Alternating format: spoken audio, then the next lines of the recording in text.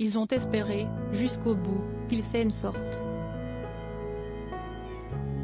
Atteint d'un cancer métastasé, Bernard Tapie n'était pas un grand fan des établissements médicaux bien qu'ils soient parfois nécessaires à son bien-être. Le 3 octobre 2021, l'homme d'affaires a finalement rendu l'âme, âgé de 78 ans, après avoir traversé un parcours de santé en dents de scie, qu'il n'hésitait jamais à évoquer dans les médias, malgré, parfois, quelques difficultés à parler. Dans les colonnes du magazine Gala, son fils Stéphane se souvient notamment des subterfuges que la famille avait parfois dû mettre en place pour le forcer à rester à l'hôpital.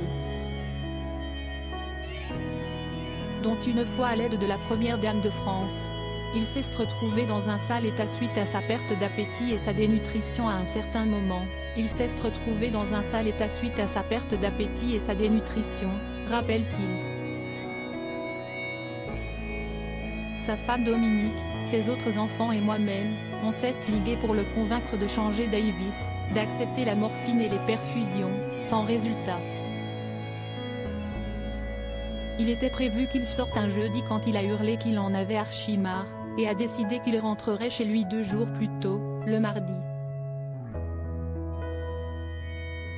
Soucieux, son oncologue me prend à part et me dit « J'aimerais bien le retaper avant de le laisser sortir, tu ne peux pas le persuader d'avoir de la morphine ?»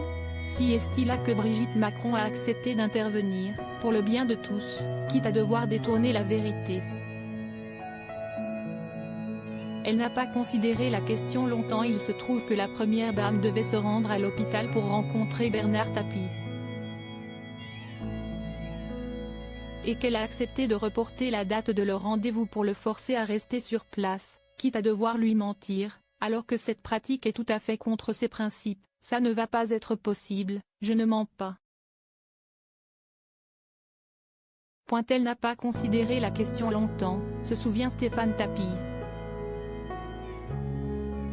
Je retourne dans la chambre de mon père et aussitôt, son téléphone se met à sonner, il regarde qui l'appelle et me fait un clin d'œil. C'était la première dame. Je n'ai pas entendu quels arguments elle a employés pour justifier ce report de visite, mais en revanche, j'ai entendu Tapie s'exclamer « D'accord, entendu pour jeudi matin à l'hôpital. C'était toujours ça de gagner. Un mal pour un bien. »